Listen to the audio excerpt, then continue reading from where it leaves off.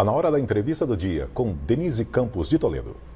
E vamos falar agora sobre as pautas do Congresso, a polêmica em torno do fundão eleitoral e o cenário político. Eu converso com Marcelo Ramos, que é vice-presidente da Câmara dos Deputados e deputado federal pelo PL do Amazonas. Deputado, boa noite.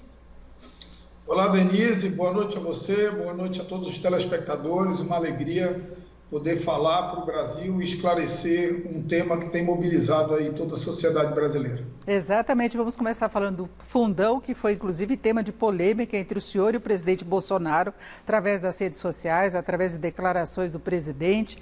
Eu tenho acompanhado, o senhor que presidiu a sessão que teve a aprovação do fundão.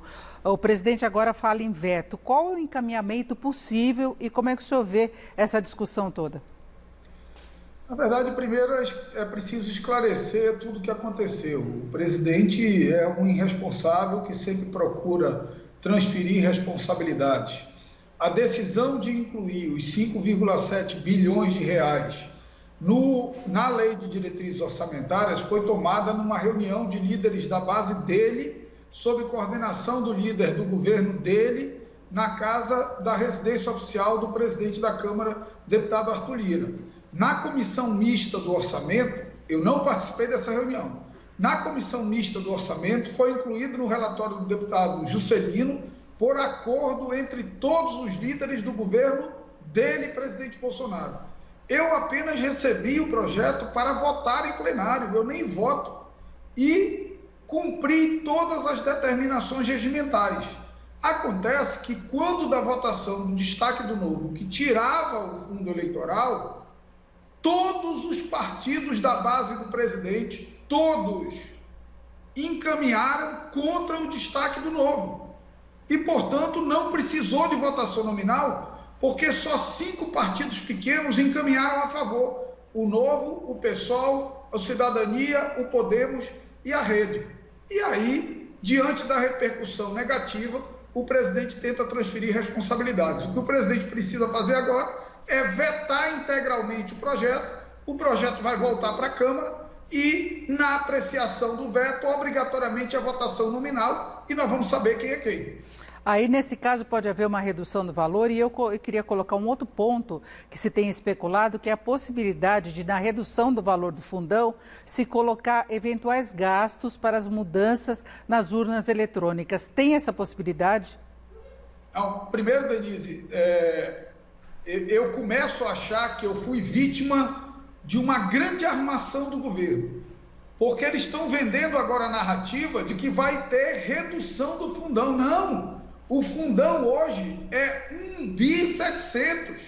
Eles querem fazer um acordão para passar para 4 bi.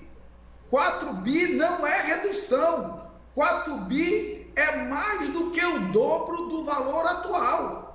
Então, o presidente não pode achar que ele vai dar esse bypass no povo brasileiro, de que ele vai criar todo esse teatro de que era 5.700 e que ele não concorda e que ele vai vetar, e que agora ele vai dar 4 bi. Eu pergunto ao povo brasileiro, você concorda com 4 bilhões de reais dado pelo presidente para fazer eleição? Eu tenho certeza que quem não concorda com 5,7 também não concorda com 4. Então, o presidente não vai fazer impunemente essa malandragem para enganar as pessoas. Agora, por que estão falando dos 4 bilhões? Seria um novo acordo no Congresso para aprovação desse novo valor, no caso de veto?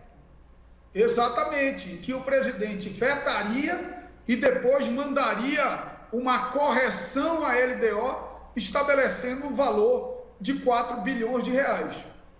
Que haveria ampliação.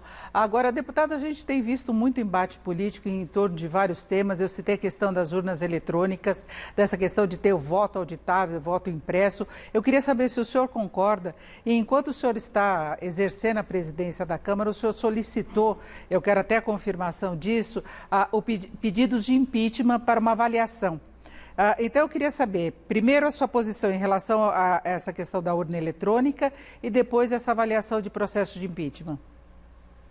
Nós temos eleições com urna eletrônica desde 1996. De 1996 para cá, salvo engano, já foram 13 eleições, fora eleições suplementares que aconteceram em vários estados e vários municípios do país. Nunca nós tivemos um indício sequer, não estou dizendo nenhuma prova, nunca houve um indício sequer de fraude no processo eleitoral. O sistema do TSE, ele é auditável, todos os partidos podem auditar. As urnas eletrônicas só entram em rede depois que elas emitem o seu boletim. Então, se alguém fraudar o sistema do TSE, não resolve o problema, porque depois de fraudar o sistema do TSE, tem que fraudar cada uma das 5.538 urnas, salvo engano.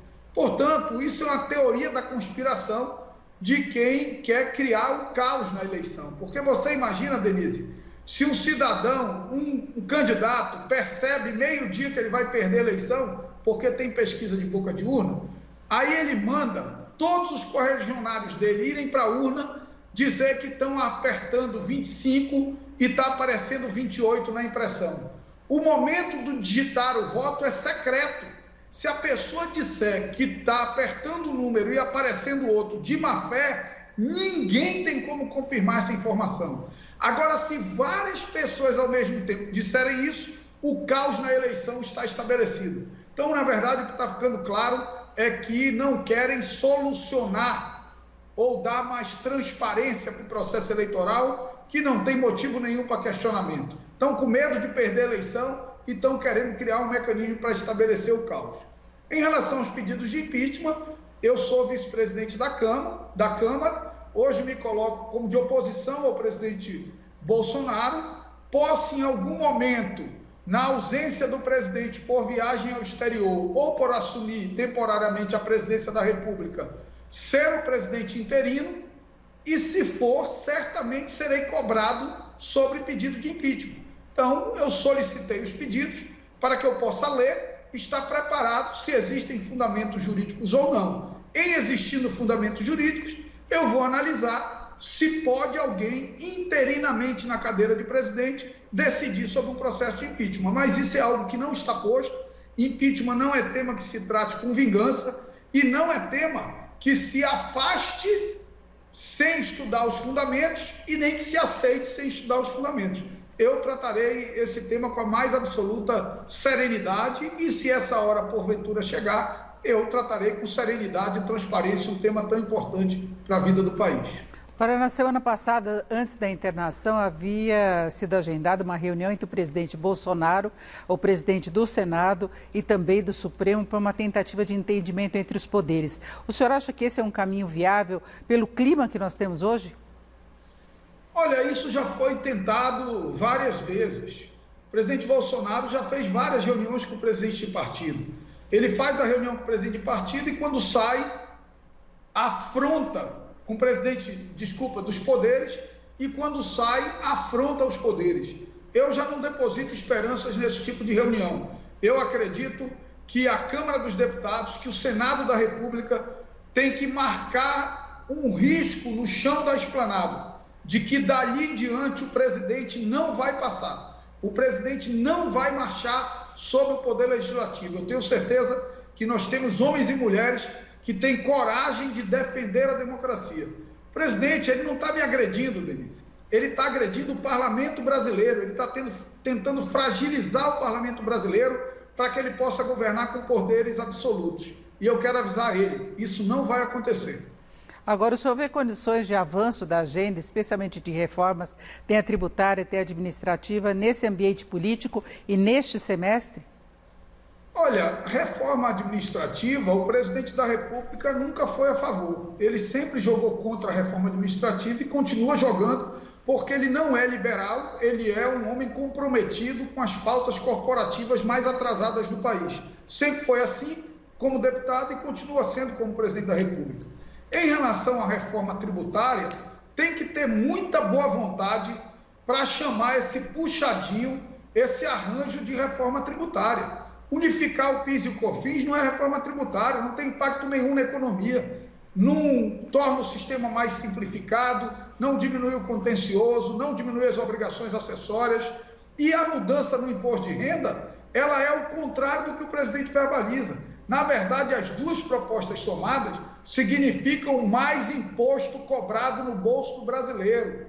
Não vai criar um modelo mais simples, não vai diminuir o contencioso, mas vai cobrar mais do seu bolso, cidadão. Porque empresário no Brasil, a maioria dos impostos deles, eles repassam para o produto. Então vai ficar mais caro para o empresário e vai ficar mais caro principalmente para o cidadão. O que chamam de reforma tributária é qualquer coisa menos reforma tributária. É um arranjo do governo para saquear mais ainda o bolso do cidadão com o pagamento de impostos.